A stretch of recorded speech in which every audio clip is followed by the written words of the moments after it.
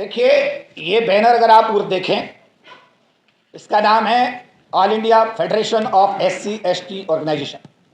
ये इस समय हम जो आप लोगों के साथ मुखातिब हैं, पूरी तरह सामाजिक जिम्मेदारी से बंधे हुए हैं और सामाजिक दायरे में बातें हो रही हैं। राजनीतिक लोग राजनीति लेवल पर क्या कर रहे हैं, वो फोरम दूसरा है, वो बातचीत दूसरी है। बीजेपी एक राजनीतिक पार्टी है और आज समाज की तरफ से हाँ, ये जरूर हम आपको कहेंगे कि जो हमने अभी सोशल मीडिया के माध्यम से और मेन स्ट्रीम मीडिया के माध्यम से देखा कि मुख्यमंत्री के कार्यालय में बाबा साहब अम्बेडकर का फोटो मुख्यमंत्री के पीछे लगा हुआ था। नए मुख्यमंत्री ने आने के बाद में उस फोटो को वहां से हटा करके कहीं दूसरी तरफ या तो हटा दिया है या उसकी स्थिति पता नहीं है। जो बाबा साहब अम्बेडकर का फोटो हटाया गया है, महासंघ उसकी घोर भर्त्सना और निंदा करता है सामाजिक दायरे में। मैं स्पष्ट करना चाहता हूं, ये प्रेस कॉन्फ्रेंस पूरी तरह सामाजिक है, गैर राजनीतिक है और सामाजिक दायरे में ही सारी बातें हो रही हैं। बहन मायावती, बाबा साहब अम्बेडकर भी सांसद थे, बाबा साहब अम्बेडकर भी सांसद रहे, काशीराम साहब भी सांसद रहे, बाबा साहब अम्बेडकर भी कानून मंत्री रहे, लेकिन जो सम्मान बाबा साहब अम्बेडकर का इस देश में है और जो मान्यवर काशीराम जी का है, उससे कम सम्मान समाज में बहन मायावती जी का भी नहीं है। वो भी अपने आप में समाज की आइकॉन है। ये दर्द हुआ कि किसी समाज के हमारे आदमी ने, हमारे भाई ने अपने ही समाज की बेटी के लिए, अपने ही समाज की आइकॉन के लिए जो एक टिप्पणी की है, उस पीड़ा की अभिव्यक्ति करने के लिए ये महासंघ आपके सम्मुख के कुछ तौर तरीके होते हैं, संगठन के कुछ नियम होते हैं, संगठन की बैठकें होती हैं, संगठन के फैसले होते हैं। इस संबंध में महासंघ की बैठक बुलाने के बाद, क्योंकि संगठन बहुत बड़ा है, संगठन में एक आदमी नहीं होता, लाखों लोगों का संगठन है, सबकी सहमति के बाद आज ये प्रेस कॉन्फ्रेंस की जा रही है। आज की बैठक डेडिकेट है, बहन मायावती जी तक सीमित है।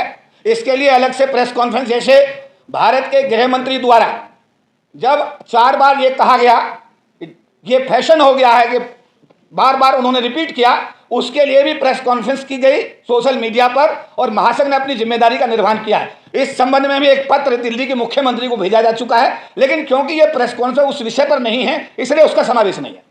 महासंघ के द्वारा, जैसा मैंने अभी कहा कि वर्ष 1997 में तत्कालीन आयोग के चेयरमैन H हनुमंतप्पा साहब के कक्ष में जब भारत के सुप्रीम कोर्ट ने अनुसूचित जाति जनजाति समाज के लोगों का आरक्षण समाप्त किया, तो उनके चैम्बर में सभी सरकारी अधिकारी कर्मचारी संगठनों को बुलाया गया और वहां पर एक परिसंघ के गठन का निर्णय लिया गया। महासंघ के सेक्रेटरी लीगल इस समय यहाँ पर मंच पर हमारे साथ बैठे हुए हैं। पिछले दिनों में भी महासंघ के द्वारा सुप्रीम कोर्ट के अंदर बाकायदा, जो अभी सुप्रीम कोर्ट ने एक आदेश पारित किया था, उसके विरुद्ध जाकर के हम लोगों ने सुप्रीम कोर्ट में रिव्यू पिटिशन दाखिल किया है और इन जो लीगल आपके सवाल हैं उनके जवाब हमारे लीगल सेक्रेटरी R.R. बाग साहब आपको जरूर देंगे। और महासंघ ने जब भी जरूरत हुआ, चाहे प्रमोशन रिजर्वेशन का मामला रहा हो, महासंघ ने जो भी काम किया है, जितने भी मामले आए, उनको सबको सुप्रीम कोर्ट में चुनौती दी है और उसमें अपनी जिम्मेदारी का, सामाजिक जिम्मेदारी का पूरा निर्वहन किया है। इसका जवाब ये है कि आप, क्योंकि ये विषय यहाँ बहुत सारे पेपर इसमें लगे हुए हैं, इस संबंध में अगर आपको ये पेपर चाहिए, कहाँ कहाँ कौन कौन सी रिट लगी और कहाँ कहाँ फेडरेशन के कन्फेडरेशन की तरफ से मुकदमे लड़े गए, उनका पूरा ब्यौरा आपको दिया जाएगा। आप कभी भी आगे का जो टॉपिक है वो दूसरा है। आप कृपा करके से राजनीति में ना घसीटें। ये सामाजिक बेस पर हम कुछ समाज के जो हमारे लीडर्स हैं और जो हमारी बहन मायावती है आइकॉन, उनके ऊपर उन्होंने कोई भयंकर गलत टिप्पणी की है, अपमानजनक, ऐसा प्रधानी, उसके लिए आज हम यहाँ इकट्ठा हुए हैं। और आज मैं समझता हूँ क्योंकि जो महासंघ है वो गैर राजनीतिक संगठन है और हमें राजनीति में नहीं घुसना है। हम केवल समाज की आवाज उठाते हैं, चाहे किसी भी पार्टी से कोई समाज के प्रति कोई ऐसी घटना होती है, हम उसके ऊपर जरूर जो है संघर्ष करते हैं, उस पर कार्रवाई करते हैं। समाज की बेहतरी के लिए जो हम कर सकते हैं वो हम कर गुजरते हैं। व्यक्तिगत मामला है, वो कोई बुद्धिस्ट हो सकता है, हिंदू हो सकता है, मुसलमान हो सकता है, ईसाई हो सकता है। ये देश ऐसा देश है, यहाँ पर जैसे एक गार्डन में सभी फूलों को उगने का, बेहतरी से फल फूलने का अधिकार होता है, तो यहाँ हर मनुष्य अपने सिस्टम से, हर नागरिक देश का किसी भी धर्म को अपना सकता है। वो हमारा संविधान, उसका चैप्टर एंड सब्जेक्ट अब किसी के बारे में हम क्या कह सकते हैं, उनका से ये उनका व्यक्तिगत विचार हो सकता है और वो अक्सर देखने को मिला है, कभी कभी विवादित बयान देते रहते हैं बयान, ताकि वो समाज के उसमें और देश के परिप्रेक्ष्य में प्रेस में जिंदा रहे। सबसे पहले आपको ये बताना चाहता हूँ तो जो डॉक्टर उदित राज जी ने लखनऊ के अंदर प्रेस कॉन्फ्रेंस करके बहन मायावती जी के ऊपर जो टिप्पणी की है, उस टिप्पणी में उन्होंने जो शुरुआत में उन्होंने कहा है कि अर्जुन से सवाल किया गया कि कोई अपना सगा संबंधी अगर युद्ध में आ जाए तो उसके लिए क्या किया जाए, तो उसमें कोई सगा संबंधी युद्ध में नहीं होता। मेरे कृष्ण ने मुझे आदेश दिया है क्योंकि बहन जी ने जो सामाजिक आंदोलन है उसका गला घोटा है। आज समय आ गया है कि बहन जी का गला घोट दिया जाए। ये सीधे सीधे गैर कानूनन है और इस गैर कानूनी मानते हुए मैं भारत देश के जो हमारे मंत्री हैं माननीय अमित शाह जी, उनसे अनुरोध करूंगा कि इनके खिलाफ एक FIR होनी चाहिए और एक मुकदमा दर्ज होना चाहिए, क्योंकि ये मारने की धमकी देने की टिप्पणी है। और मैं ये समझता हूं कि ये डॉक्टर उदित राज जी का जो बयान है वो फ्रस्ट्रेशन में आकर के बयान है, क्योंकि जब all India confederation of SC/ST organisation बनाया गया था तो उनको चेयरमैन बनाया गया था। उसमें मात्र केवल उदित राज जी नहीं थे, उसमें तमाम विभागों के जो अध्यक्ष और प्रेसिडेंट थे, प्रेसिडेंट एंड सेक्रेटरी थे, जिन्होंने पूरे देश के अंदर लाखों लोगों को इकट्ठा करके इस देश की सरकार पर दबाव बनाया। जो 5 लाख आरक्षण विरोधी ज्ञापन जारी हुए थे उनको वापस कराने का काम किया। उसमें मात्र उदित राज जी नहीं, उसमें BC कपिल भी थे, उसमें KP चौधरी भी थे, उसमें भारती जी भी थे, जोशी जी भी थे, राजेंद्र प्रसाद जी भी थे, JR हनोटिया थे, सोमनाथ दत्त थे, बहुत सारे लोग बड़े बड़े नेता जिन्होंने आज देश में कर्मचारी अधिकारियों का आंदोलन खड़ा किया हुआ है। और उसी कर्मचारी आंदोलन के तहत जो उदित राज जी ने जब देखा, उन्होंने जस्टिस पार्टी बनाई, जस्टिस पार्टी में कामयाब नहीं हुए, वो देश की जो सबसे बड़ी पार्टी आज की डेट में भारतीय जनता पार्टी में गए। माननीय मोदी जी के आशीर्वाद से वो सांसद बने। जब उनको वहां कुछ नहीं मिला तो फिर वापस आकर कांग्रेस पार्टी ज्वाइन की और आज उदित राज जी फ्रस्ट्रेशन में जी रहे हैं। और फ्रस्ट्रेशन में जीने के बाद उनको सिर्फ मात्र एक सहारा दिखाई दे रहा है कि किसी भी तरीके से जो दलितों ने कांग्रेस का दामन छोड़ दिया है, हो सकता है कि मेरे स्टेटमेंट से कांग्रेस पुनः जीवित हो जाए। तो मैं समझता हूं ये जो टिप्पणी उदित राज जी ने की है ये अभद्र टिप्पणी, गैर कानूनी टिप्पणी है। और हमारा महासंघ एक मांग करता है कि इनके खिलाफ FIR लॉन्च होकर के इनको तत्काल प्रभाव से कांग्रेस पार्टी से निष्कासित किया जाए। निश्चित रूप से कराएगा। FIR की कॉपी तैयार है, यही तो है।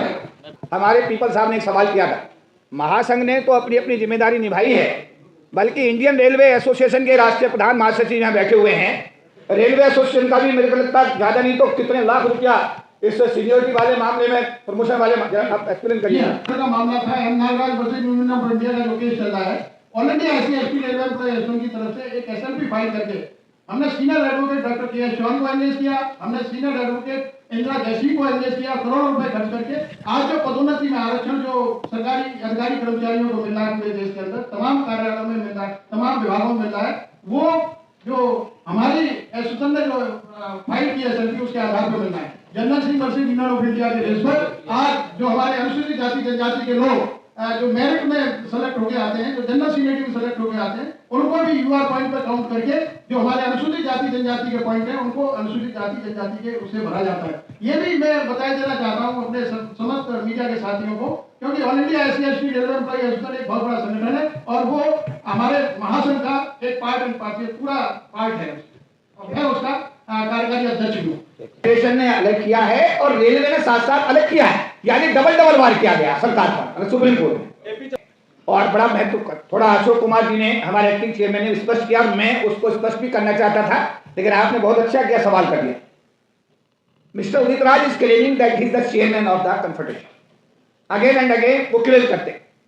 मैं समाज को स्पष्ट करना चाहता हूं कि ये कन्फेडरेशन फेडरेशन समाज के सरकारी अधिकारी कर्मचारियों का एक बड़ा देश का अपेक्स बॉडी है, जिसके अंदर अभी बताया गया इंडियन रेलवे है 3.5 lakh, state bank of India 80,000, PNB 50,000, LIC 33,000, bank विद्युत बोर्ड फेडरेशन 1.5 लाख। इसी टाइप से सारे विभाग जो यहाँ पर जुड़े हुए हैं, पंजाब नेशनल बैंक 50,000, ये सब जाकर लाखों लोग जुड़ते हैं। उस समय उदित राज जी को चेयरमैन बनाया गया, लेकिन आपको जो प्रेस विज्ञप्ति दी गई है उसमें उनके एक्सप्रेशंस के ऑर्डर्स भी आपको दिए गए। वर्ष 2000 में उनकी आर्थिक अनियमितताओं के चलते हुए उनको लीगल नोटिस दिया गया उसके बाद उनके लिए होटल कनाट के अंदर प्रेस कॉन्फ्रेंस की गई। उसके बाद में उनको बावला का ऑडिटोरियम में जनरल बॉडी करके निकाला गया। तत्कालीन सेक्रेटरी जनरल और तत्कालीन एक्टिव चेयरमैन के सिग्नेचर में प्रेस विज्ञप्ति आपको दी गई है। आपने सवाल किया है, यहाँ इशू ये है कि ये गलती जो की है उदित राज ने की है, ये सरकारी अधिकारी कर्मचारियों के महासंघ ने नहीं की है। महासंघ बाबा साहब अम्बेडकर का, ज्योतिबा फूले का, मान्यवर काशीराम जी का, बहन मायावती जी का, समाज के जो भी महापुरुष हैं उन सबका हृदय से सम्मान करता है, उनको सल्यूट करता है और उनके किए गए कार्यों के लिए उनको नतमस्तक होता है। एक आदमी ने महासंघ का परिषद का नाम लेकर के उसने और भी बहुत सारी बातें कही हैं जिनका हम आपके यहाँ पर खंडन करना चाहेंगे। उदित राज ने कहा कि डॉक्टर बी आर अम्बेडकर को संविधान सभा के सदस्य के रूप में कांग्रेस लाई, ऐसा नहीं है। डॉक्टर बी आर अम्बेडकर को संविधान सभा के सदस्य के रूप में बंबई प्रांतीय विधानसभा में कांग्रेस ने हराया। लिखिए, आप नोट करिए। जोगेंद्र नाथ मंडल अनुसूचित जाति के सदस्यों तथा मुस्लिम लीग के समर्थन से डॉक्टर बी आर अम्बेडकर संविधान सभा में बंगाल से चुने गए। कांग्रेस ने जानबूझकर बंगाल का वह हिस्सा पाकिस्तान को, जो अब इस समय बांग्लादेश कहा जाता है, उसको दे दिया और अब डॉक्टर अम्बेडकर संविधान सभा के सदस्य नहीं रहे। दिनांक 20/2/1947 को ब्रिटिश प्रधानमंत्री क्लेमेंट एटली द्वारा घोषणा की गई कि सत्ता का हस्तांतरण जून 1948 से पहले हर हालत में किया जाएगा। लेकिन अगर जून 1948 तक भारत का संविधान तैयार नहीं हुआ तो सत्ता हस्तांतरण पर पुनर्विचार किया जाएगा। इस दबाव में कांग्रेस के पास में डॉक्टर बी आर अम्बेडकर को मुंबई विधानसभा में दोबारा से संविधान सभा का सदस्य बनाने के अलावा और कोई चारा नहीं रहा। वर्ष 1954 में डॉक्टर बी आर अम्बेडकर को कांग्रेस द्वारा राज्यसभा का सांसद नहीं बनाया गया, बल्कि भारत के राष्ट्रपति ने अपने अधिकार का प्रयोग करते हुए अपने द्वारा 12 मनोनीत किए जाने वाले राज्यसभा सांसदों में से एक डॉक्टर बी आर अम्बेडकर को वर्ष 1954 में राज्यसभा का सांसद बनाया। कांग्रेस ने नहीं बनाया, ये नॉमिनेटेड थे। जो 12 आदमी चुने, जो 12 आदमी नॉमिनेट करने का अधिकार राष्ट्रपति का। कांग्रेस ने सदन के अंदर और सदन के बाहर हिंदू कोड बिल का जमकर विरोध किया, जिससे दुखी होकर बाबा साहब भीमराव अम्बेडकर जी ने कानून मंत्री का पद छोड़ दिया तथा कांग्रेस सांसदों द्वारा किए जा रहे हिंदू कोड बिल के विरोध के चलते इस बिल के लोकसभा में गिर जाने पर डॉक्टर बी आर अम्बेडकर को इतना दुख हुआ कि उन्होंने भारत के कानून मंत्री से इस्तीफा दे दिया। कुटिल कांग्रेस की चाल के चलते अम्बेडकर जी के निजी सचिव काजोलकर को अपना प्रत्याशी कांग्रेस द्वारा डॉक्टर बी आर अम्बेडकर के पहला चुनाव जो उन्होंने 1952 में मुंबई नॉर्थ सेंटर से लड़ा, उनके सामने लड़ाया और डॉक्टर बी आर अम्बेडकर को 15,000 वोटों से हरवा दिया। इसके बाद वर्ष 1954 में डॉक्टर बी आर अम्बेडकर ने महाराष्ट्र के भंडारा निर्वाचन क्षेत्र से चुनाव लड़ा, जिसको कांग्रेस ने अपने कैंडिडेट के द्वारा 8,500 वोटों से हरा दिया। इस प्रकार उदित राज जी के द्वारा, डॉक्टर उदित राज के द्वारा इस विषय में जो प्रेस वार्ता में ये बिंदु दिए गए हैं, महासंघ इनका तथ्यों के साथ में खंडन करता है, विरोध करता है। हमारे समाज के भाई हैं, हमारे पुराने सहयोगी हैं। हमारी कोशिश ये है समाज इकट्ठा रहे, एकजुट रहे, ऐसी टिप्पणी ना हो, आपस में बिखराव ना हो, एक दूसरे के पूरक बनकर काम करें। जब तक समाज इकट्ठा रहेगा, बाबा साहब ने कहा शिक्षित बनो, संगठित रहो, समझे नहीं बात, और इकट्ठा रहोगे, समझे नहीं बात। हमारा कहना यही है, डॉक्टर उदित राज जी से आज प्रेस कॉन्फ्रेंस के माध्यम से उन्होंने जो ये बयान दिया है उससे समाज का एक बहुत बड़ा तबका बेहद आहत है। उनको अपने इस बयान के लिए खेद व्यक्त करना चाहिए, माफी मांगनी चाहिए अपने समाज के आइकॉन से, और भविष्य में ऐसी हरकत करने से उनको बचना चाहिए। क्या है जो उन्होंने ऑफेंस किया? देखिए, भारत में एक संविधान है, संविधान में प्रावधान है, प्रावधान में जो प्रावधान है ऑलरेडी ये मैटर ऑलरेडी सरकार के सम्मुख है, और सरकार जो भी प्रावधान होंगे उसके तहत अपनी कार्रवाई मेरे खिलाफ भी, आपके खिलाफ भी, सबके खिलाफ बनती है। भाईचारा समाज का, ये जो भाईचारा आप कह रहे हैं, दो व्यक्तियों के बीच का नहीं है, ये समाज का, ये पूरे समाज का विषय है। इसीलिए समाज के सम्मुख इसको लाना बेहद जरूरी है। जहां तक मेरी व्यक्तिगत बात है, आप मेरे मित्र हो सकते हैं, मैं आपका मित्र हो सकता हूं,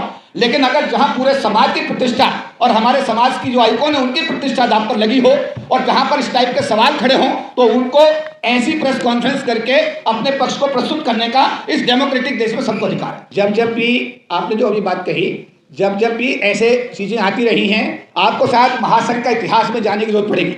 महासंघ वो संगठन है कि जब भारत के सुप्रीम कोर्ट ने SC/ST का आरक्षण खत्म किया तो इस महासंघ ने वर्ष 1997, 98, 99, 2000, 2001, 2 में लाखों लोगों की रैलियां की हैं। इतिहास उसका गवाह है। 3 दिन तक लोकसभा को सांसदों की मदद से बंद कराया है।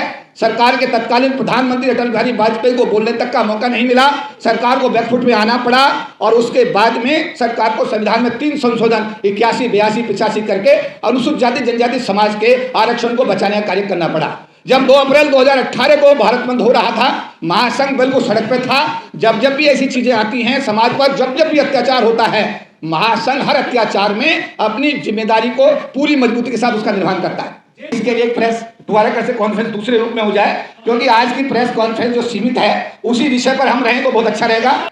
ये तो उदित राज जी का, हम तो ये कह रहे हैं कि ये जो उन्होंने स्टेटमेंट दिया है इसके लिए उन्हें शर्मिंदगी होनी चाहिए, इसके लिए उन्हें खेद व्यक्त करना चाहिए। भविष्य में ऐसी पुनरावृत्ति ना हो इस बात का ध्यान रखना चाहिए। और क्योंकि बहन मायावती जी बहुत बड़ी समाज की आइकॉन हैं और उदित राज जी उनके सामने एक small drop of the ocean है, उनको अपने इस कृत्य के लिए उनसे माफी मांगनी चाहिए। अगर आपको लगता है कि हमारा काम बहुजन समाज के लिए महत्वपूर्ण है, तो आप हमें आर्थिक सहयोग के लिए सीन दिखाए गए QR कोड स्कैन और फोन पे और गूगल पे और UPI और बैंक अकाउंट में कर सकते हैं। फोन पे, गूगल पे 9250529129, UPI 9250529129@YBL, bank account state bank of India AC 1042994628, IFSC code SBIN 00066563। आपका छोटा से छोटा सहयोग समाज और हमें और मजबूत करेगा, जिससे हमें बहुजन पत्रकारिता में और निष्पक्ष बनाने में मजबूत करेगा। जय भीम, जय भारत।